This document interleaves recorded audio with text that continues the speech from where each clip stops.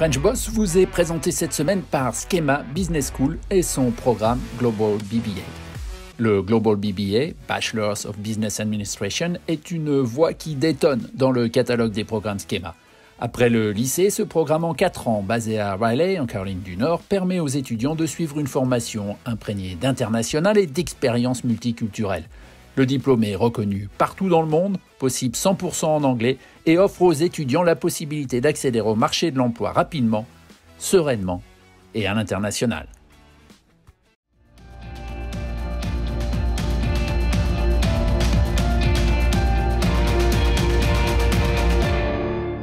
Bonjour à tous, on peut très bien avoir créé une société en France à la fin du siècle dernier et plus de 20 ans plus tard être considéré comme un entrepreneur français à l'étranger. La preuve, c'est qu'elle est aujourd'hui avec nous, French Boss de la semaine.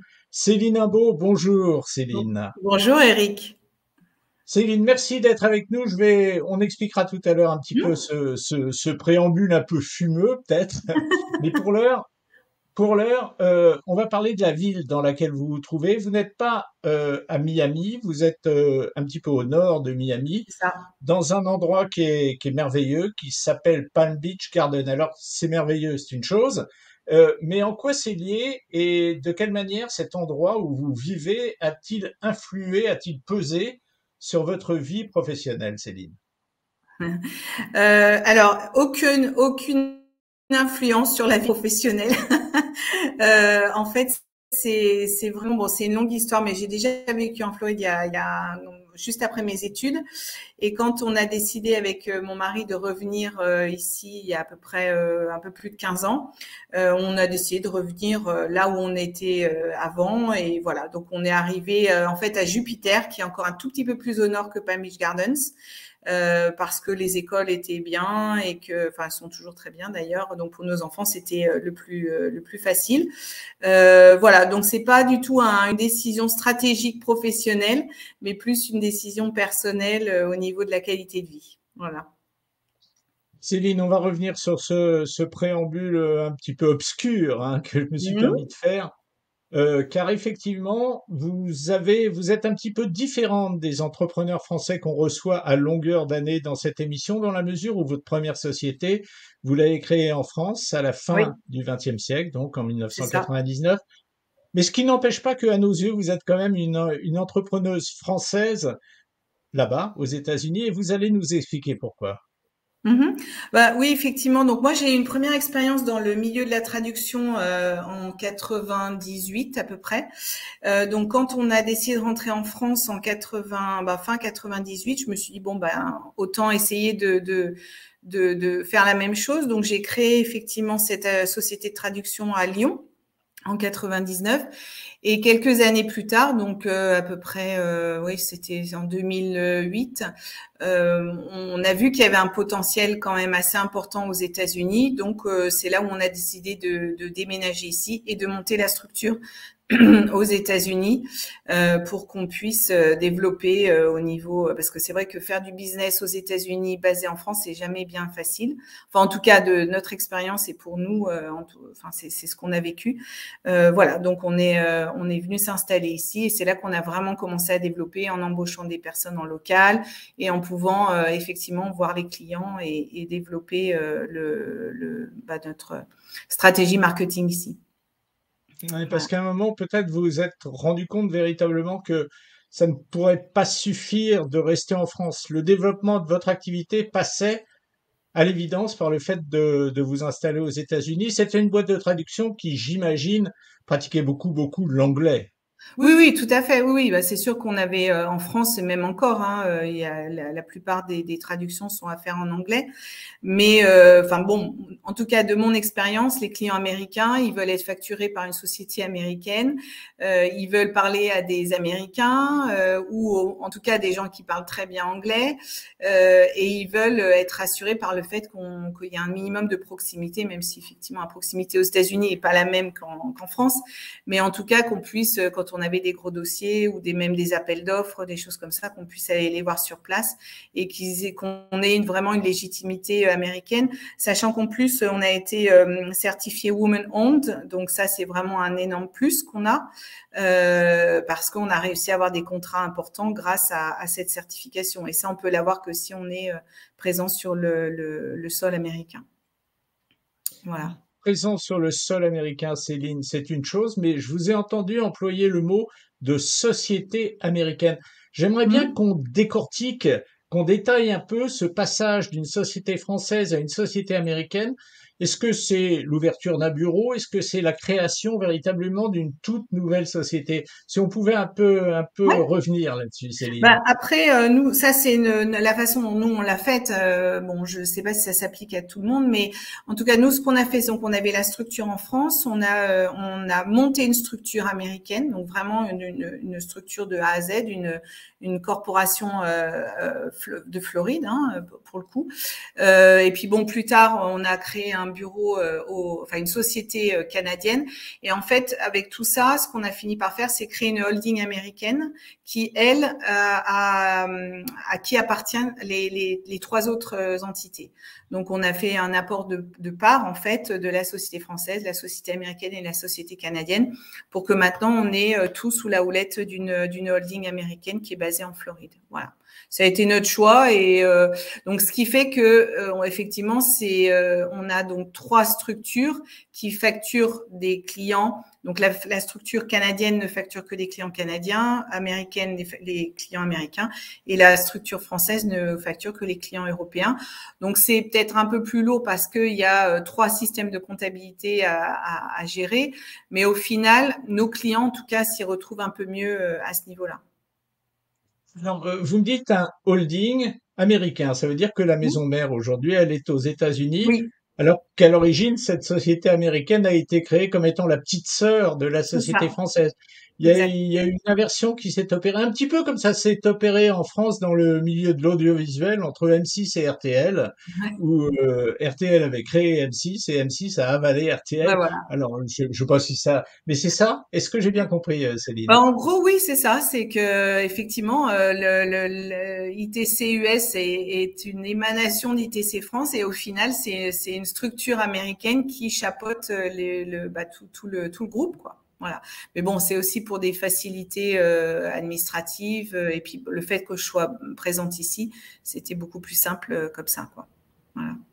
Céline, vous avez une phrase aussi, là, il y a quelques minutes. Vous disiez les Américains aiment bien travailler avec des sociétés américaines. Est-ce que dans leur manière de travailler au quotidien, même pour une boîte de traduction qui par définition est internationale, est-ce que les Américains font preuve de beaucoup de protectionnisme, justement? Alors, à plusieurs niveaux. Déjà au niveau je parlais de proximité. Alors, c'est pas forcément une proximité physique, évidemment, parce que le pays est tellement grand, mais c'est au niveau de tout ce qui est le côté administratif, comme je parlais des appels d'offres, etc. Là, il faut qu'ils arrivent à s'y retrouver. Si on commence à les embrouiller avec des adresses de facturation en Europe, etc., c'est un peu compliqué.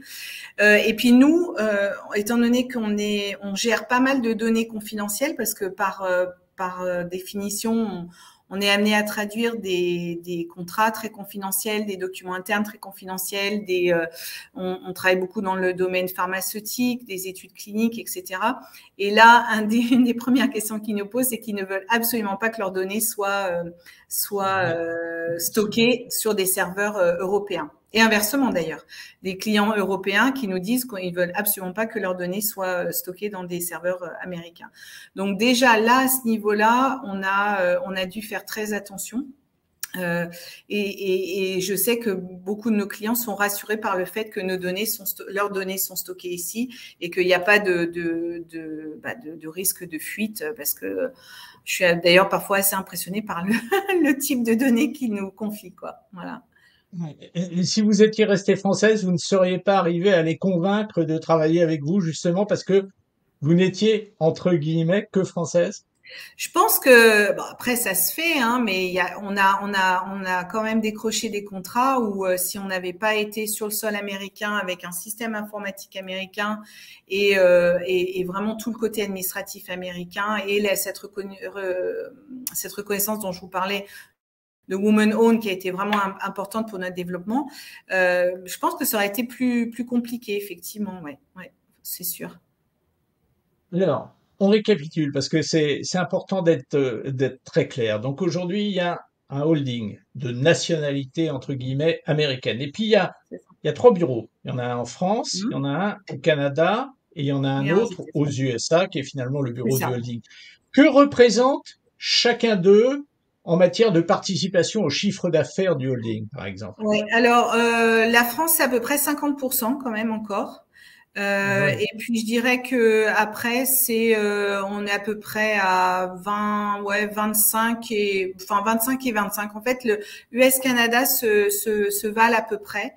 Voilà, donc on est quand même. Bah, je pense que historiquement, comme la société a été créée en France, on a un historique là-bas qui est quand même assez important. Et puis les États-Unis, c'est tellement grand que il y a beaucoup d'acteurs sur le marché, donc c'est vrai que ça prend du temps hein, de mettre son empreinte. Mais voilà, c'est à peu près comme ça que ça se distribue entre les trois entités. Moi, je suis surpris, Céline, de ce que vous me dites, à savoir que le Canada génère autant de chiffres d'affaires que les Ouais. États-Unis. Ça, c'est, enfin, pour moi, mais bon, je suis complètement béotien là-dedans, mais ça me paraît étonnant. Ben, le Canada, il y a un besoin énorme hein, puisqu'ils sont, enfin, on travaille essentiellement avec le Québec. Le Québec, il y a une loi hein, qui oblige toutes les sociétés à ce que tout soit traduit. Sinon, il y a la Ouais, police française qui ouais. peut, enfin, du français qui peut débarquer dans les bureaux et vraiment faire des audits pour s'assurer que tout est traduit, que ce soit en termes de marketing, en termes de documents internes, etc. Donc forcément, ça force les sociétés à traduire. Donc c'est pour ça qu'il y a un potentiel énorme et qu'il y a tant d'acteurs sur le marché, surtout au Québec, quoi. Donc voilà. Donc effectivement, on a une progression qui est assez importante aussi au Canada et aux États-Unis, on a des gros clients en fait qui ont des.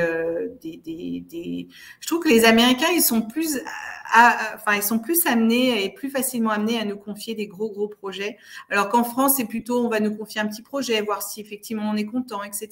Et après petit à petit la relation va se développer. Alors qu'aux États-Unis, je trouve que c'est plus immédiat des Américains, enfin les sociétés américaines, voilà, à partir du moment où on leur prouve que on peut prendre leur projet en main, qu'on a des ressources, etc. Ils sont à même de nous confier des plus gros projets plus rapidement. Et après, bah, forcément, il faut suivre derrière. Mais si on suit, la relation s'établit beaucoup plus rapidement, je trouve.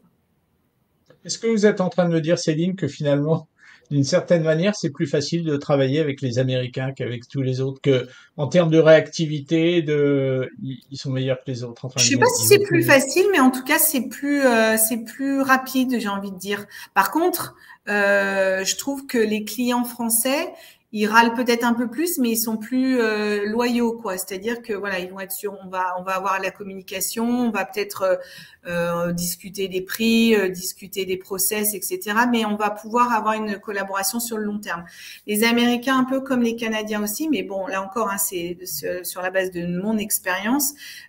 Ils sont prêts à vous faire confiance rapidement et sur des gros projets.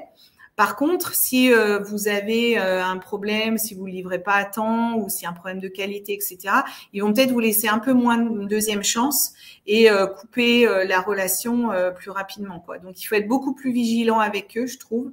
Puis bon, je pense que chacun connaît le problème aussi d'avoir des gens au téléphone. Ici, aux États-Unis, c'est un peu plus compliqué.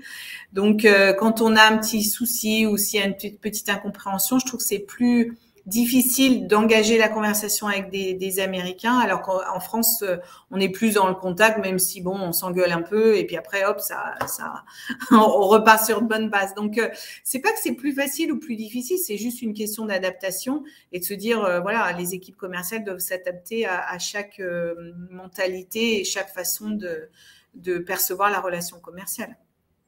Chez vous, elle a été rapide, cette adaptation donc des équipes commerciales.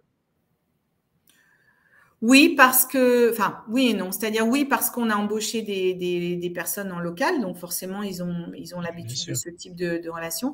Après, là où ça a été un peu plus compliqué, c'est pour les équipes françaises qui sont en support, qui parfois avaient un peu de mal à comprendre que, bah voilà, du jour au lendemain, on n'entend plus parler d'un client et en gros, bah c'est trop tard, quoi. On l'a perdu parce Ouais. que, alors qu'en France, le client va vous appeler, va râler un bon coup et puis on va mettre en place des actions correctives, puis ça va rouler, quoi. Donc non, je pense que les fonctions support ont peut-être eu un peu plus de mal à s'adapter, mais les commerciaux, étant donné qu'on a pris le parti de prendre des personnes en local, bah, elles savent comment ça fonctionne, quoi.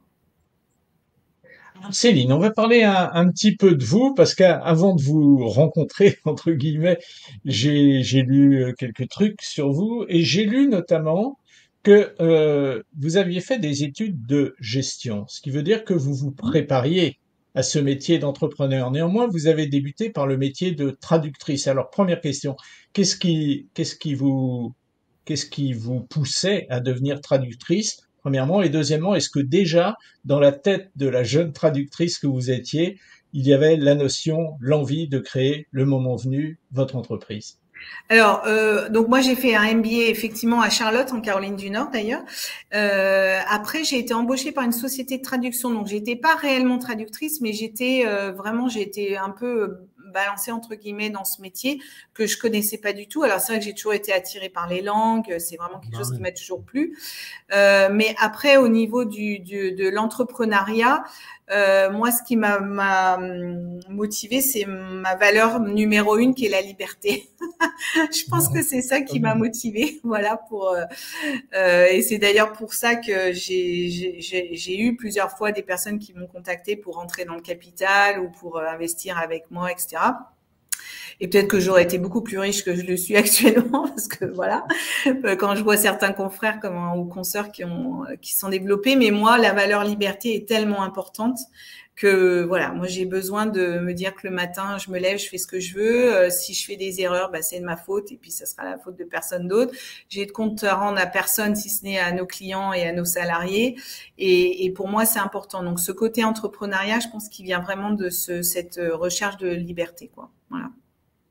Alors, on continue dans les lectures qui m'ont permis d'apprendre des choses sur vous. Et j'ai vu que vous aviez créé, alors je regarde ma fiche, hein, c'était en 2020, il y a 2 ans, vous aviez créé une société qui s'appelait Gustave Audio C'est ça, Vidéo. Vous me Gustave, dites si ouais. je me trompe, hein. Non, non, vous avez Et- raison, vous avez raison. mais alors ça m'intéresse, Céline, parce que c'est un autre métier. C'est Ouais. une société de production audiovisuelle, ça c'est un domaine que je connais bien, qui fait du sous-titrage. Mais le sous-titrage et la traduction, ça n'a rien à voir. L'un est la résultante de l'autre, mais ce sont deux métiers qui sont complètement différents. Enfin, c'est la vision que j'en ai en tout Oui, cas, oui, hein. bah, en fait, c'est venu de la période Covid, hein, tout ça. C'est-à-dire Oui, que oui, d'un oui. seul coup, on s'est retrouvé avec des clients qui avaient l'habitude de rédiger des manuels ou au contraire de se déplacer, faire des conférences, des réunions, etc. Et puis d'un seul coup, ou des formations, par exemple, en présentiel, et puis d'un seul coup, bah, ils ne pouvaient plus. Par exemple, on a eu un gros contrat avec Amazon qui faisait toutes leurs formations en présentiel, puis d'un seul coup, ils ne pouvaient plus. Donc, ils ont été obligés de faire du e-learning, de développer énormément tout ce qui est conférences en ligne, etc.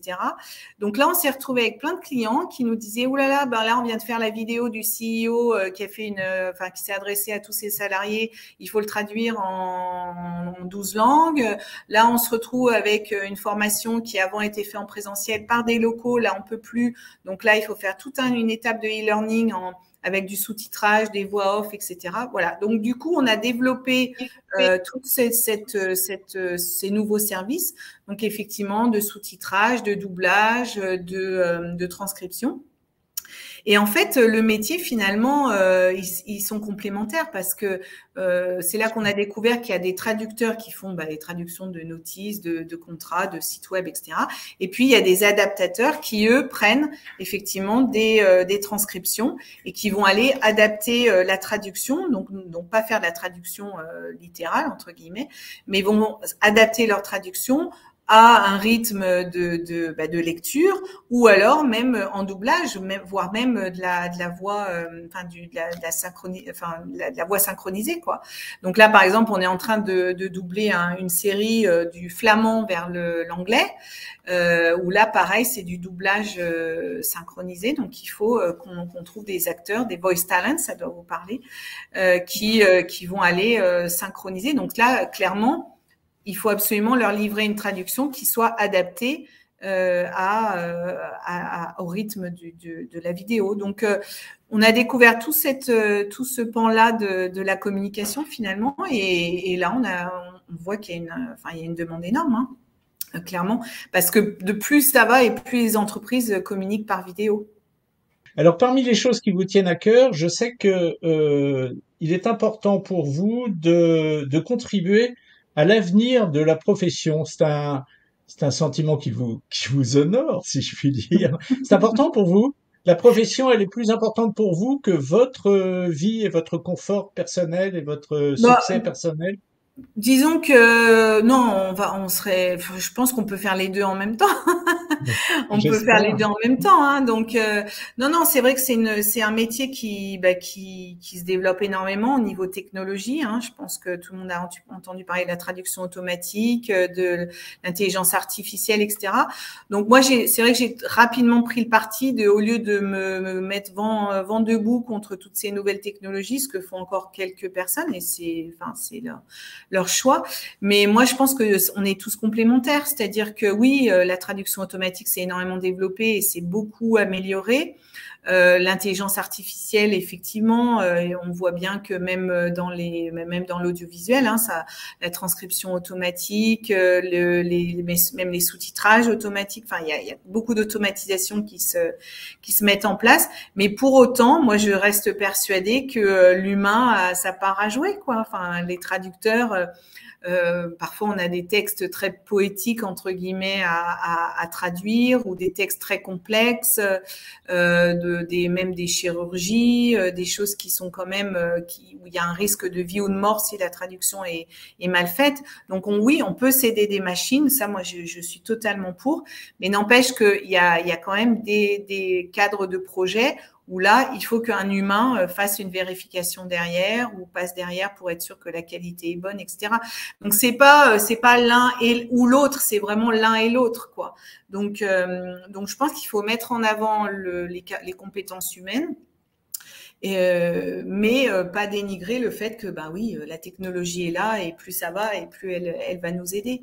Donc c'est en ce sens-là que moi j'ai toujours été à l'affût des nouvelles technologies, des nouveaux développements, et qu'on essaie de l'intégrer dans notre offre. Justement, vous me fournissez la transition vers la question que j'avais envie de vous poser en vous écoutant. L'évolution de ce métier qui a subi une accélération très forte au moment des crises, hein, les crises sanitaires, vous en avez parlé, elle vous oblige, à vous, non pas remettre en question, mais à progresser sans arrêt, à apprendre toutes ces nouveautés qui se déroulent autour de vous. Tout le temps, tout le temps. Vous êtes jamais tranquille, quoi. Bon, ouais, mais en même temps, moi, c'est ce qui m'anime, hein, parce que sinon, on s'ennuierait, je pense. Mais oui, non, mais c'est sûr que le métier, même le métier de traducteur lui-même, les jeunes qui sortent de l'école, c'est plus du tout, on les forme plus du tout pareil que même il y a 5 ans, enfin, parce qu'il faut il faut qu'ils apprennent tous ces outils d'aide à la traduction automatique, etc. Donc, non, puis il y a l'automatisation qui joue un rôle de plus en plus important, de plus en plus. On a des clients qui nous disent, voilà, au lieu de vous envoyer des mails, nous, ce qu'on veut, c'est se loguer sur un portail, et puis, hop, balancer nos contenus, et puis vous nous les traduisez, et c'est rebasculé sur notre site internet sans intervention humaine. Donc, non, mais c'est sûr que nous, la part de notre équipe qui est au niveau ingénieur, au niveau recherche et développement, traduction automatique, elle grossit de plus en plus, quoi. C'est clair et net. Mais c'est ça qui est chouette. Bien sûr, évidemment. Mais vous parliez tout à l'heure, c'est de la traduction automatique. Est-ce que vous pensez, alors moi, c'est une impression que j'ai l'impression que c'est encore très, très imparfait. Est-ce qu'il y a encore beaucoup, beaucoup de progrès à faire dans ce domaine, Céline? Oui, il y a encore beaucoup de progrès, mais moi je suis bluffée par les résultats qu'on a. C'est-à-dire que plus il y a de contenu, et de toute façon, la traduction automatique, elle est amenée à se développer de plus en plus, puisque si vous regardez les courbes du contenu global qui est mis à disposition sur Internet, etc., et versus le nombre de traducteurs humains qui sortent de l'école, il y a une différence. Alors, j'ai pas les chiffres, je pourrais vous les donner, mais il y a une différence telle que de toute façon, les traducteurs, il n'y a plus assez de traducteurs humains pour traduire tous les contenus disponibles sur qui sont générés par toutes les sociétés, etc. Donc, de toute façon, on va être obligé de faire avec ça. Donc oui, il y a encore plein de progrès à faire, mais moi, je suis bluffée par certains résultats que je vois, ou notamment les textes juridiques, par exemple, parce que c'est quand même des formules qui reviennent très souvent. Donc, on arrive à des résultats où les traducteurs, enfin, ce qu'on appelle les post-éditeurs maintenant, donc c'est ceux qui corrigent la traduction automatique, corrigent peut-être que, je sais pas moi, 10% du texte, quoi. Hein, voilà. Et puis après, ça dépend aussi des demandes des clients. Hein. On a des clients qui nous disent, voilà, je veux que le texte soit à peu près compris. S'il y a quelques fautes de grammaire, quelques fautes d'orthographe, c'est pas si grave. Bon, bah, dans ce cas-là, il faut s'adapter à ça. Après, vous avez des marques de luxe ou des marques ou même pour une brochure ou un catalogue très luxueux. C'est sûr que là, une faute de frappe, c'est pas bon, quoi. Ou alors, comme je vous disais, dans le médical, une étude clinique, si on oublie un zéro ou qu'on dit qu'il faut tourner sur le bouton rouge au lieu du bouton vert, bah là, ça peut être fatal, quoi. Voilà. Oui, quand je vous disais c'est très imparfait, effectivement, vous l'avez très bien résumé en disant que même si parfois c'était un petit peu du charabia, l'essentiel était que l'idée soit comprise. Un dernier mot avant d'aborder la dernière partie de cette interview et de parler d'un autre aspect de ce que je pense être votre personnalité. Qu'est-ce qui vous intéresse le plus dans le quotidien de ce que vous faites, vous, Céline? En fait, c'est par phase. Moi, ce qui m'intéresse là actuellement, c'est vraiment d'observer l'évolution du métier. Vraiment tout l'aspect technologie, l'aspect, par exemple là, je sais pas, en ce moment, je me forme un peu sur le metaverse pour voir un peu ce que ça.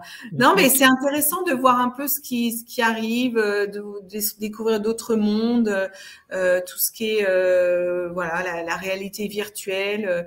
Donc moi, c'est vraiment cet aspect-là, se dire ok, le métier, dans quelle mesure on peut l'amener dans une autre sphère. Parce que je suis persuadée qu'on va pas en rester à juste traduire des contrats, quoi. C'est pas ça l'avenir. Et on a déjà, je vous dis, on a déjà fait des projets qui, il y a encore un an, je me serais dit oh là là, mais ça va être impossible. Et puis finalement on y arrive, mais grâce à la technologie, quoi. On va aborder la dernière étape de cette interview et ça me paraît être un point important de la personnalité que je crois déceler chez vous, c'est l'importance de promouvoir la femme dans votre métier. Ça, c'est un truc, ça vous tient à cœur, non, d'après ce que j'ai lu? Bah, ça me tient à cœur. Disons que moi je trouve ça. Oui, c'est vrai que quand je suis en conférence, il n'y a pas beaucoup de femmes, quoi. C'est plutôt des hommes que je rencontre. Moi, ça me pose pas de problème, mais oui, après, c'est vrai qu'aux États-Unis, il y a vraiment cette culture-là, vous savez, de ce dont je parlais tout à l'heure, woman-owned, où les grosses sociétés sont obligées légalement d'allouer un certain chiffre d'affaires de leurs achats dans les minorities, comme ils appellent. Donc, bon, a priori, on est considéré comme des minority business. Voilà, mais après, moi, je suis pas tellement à dire oui, non, moi, je suis pas féministe à fond, mais je trouve que c'est sympa aussi de rencontrer des femmes parce qu'on n'a pas la même façon d'aborder, je pense en tout cas, la façon de gérer une équipe, la façon de gérer une société.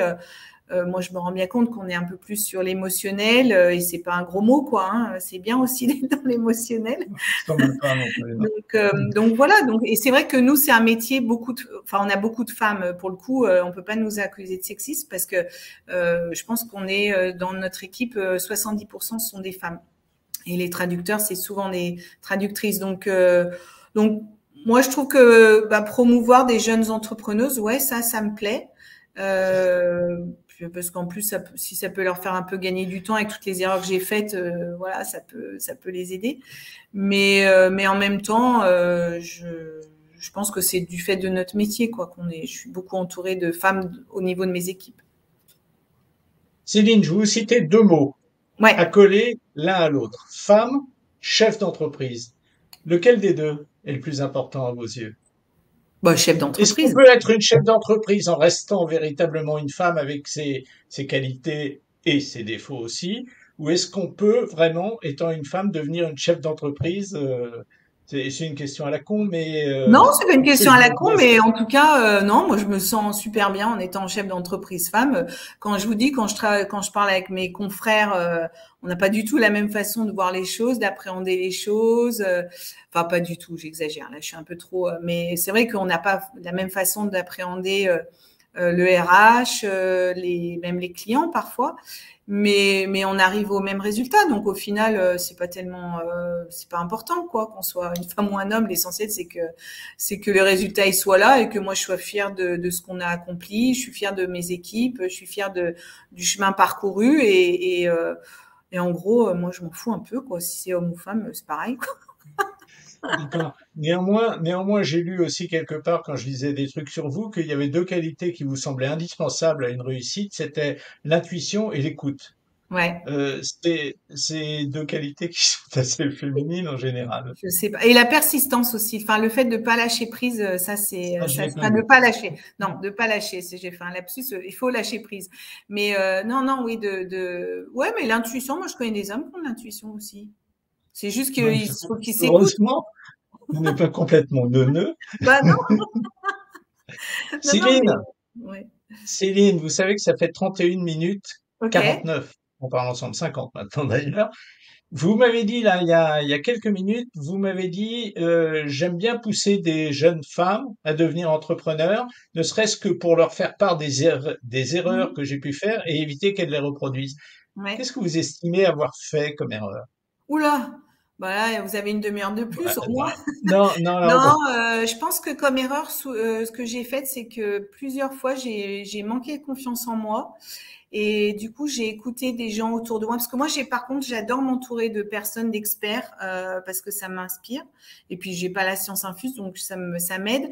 Mais je pense que parfois, j'ai un peu trop écouté ce qu'on me disait. Et j'ai pas assez eu confiance en moi pour me dire, bah non, là, tu avais raison, finalement.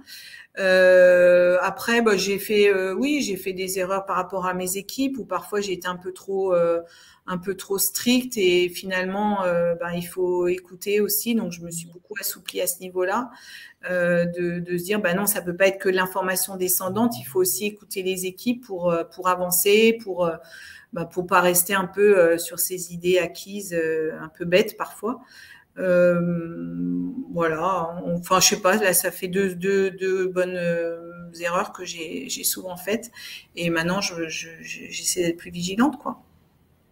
On va terminer avec des chiffres. Je vais pas vous demander des chiffres, des états financiers de vos Mmh. sociétés. C'est pas tellement le but parce que d'abord, ça a toujours un côté un peu abstrait qui peut être analysé d'une manière ou d'une autre. Mais en termes de gens que vous faites travailler, est-ce que vous pouvez me citer des chiffres et des chiffres qui quelque part vont dépeindre la croissance de votre Ouais. entreprise? Bah, donc je suis partie toute seule hein, en Ouais. 99. Là, on est rendu. Bon, après, je vais pas vous faire toutes les étapes, mais là, on est rendu à peu près une soixantaine d'employés. Et puis, on travaille avec à peu près 2500 freelance à travers le monde, donc des traducteurs, adaptateurs, post-éditeurs, etc. Voilà. Donc ça, c'est où on en est rendu maintenant. Donc ça s'est fait progressivement, évidemment, hein, mais pareil, en recrutement, j'ai fait beaucoup d'erreurs. Donc voilà, ça vous donne une idée à peu près de l'ampleur de la tâche. À peu près même un petit peu plus que ça. Merci beaucoup, Céline Abo, d'avoir été avec nous aujourd'hui Merci, merci et bonne beaucoup. continuation. Bonne Bon, oui. continuation, mais ça a l'air d'aller. On n'est pas Bon, très ça va. inquiet pour vous, à vrai dire.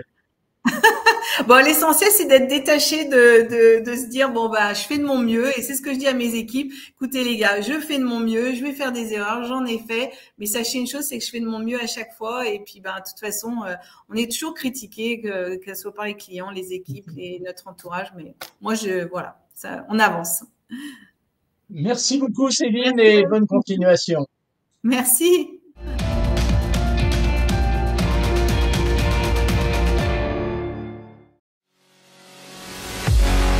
French Boss vous a été présenté par Schema Business School et son programme Global BBA. Le Global BBA est offert sur le campus américain de Schema, site à Raleigh, en Caroline du Nord, où les étudiants ont l'opportunité d'obtenir un double diplôme en partenariat avec la prestigieuse North Carolina State University. Ils peuvent également passer un ou plusieurs semestres sur les autres campus de Schema au Brésil, en Chine, en France et en Afrique du Sud. Schema propose aussi de nombreux diplômes de master avec plus de 30 spécialisations offertes sur l'ensemble de ses campus.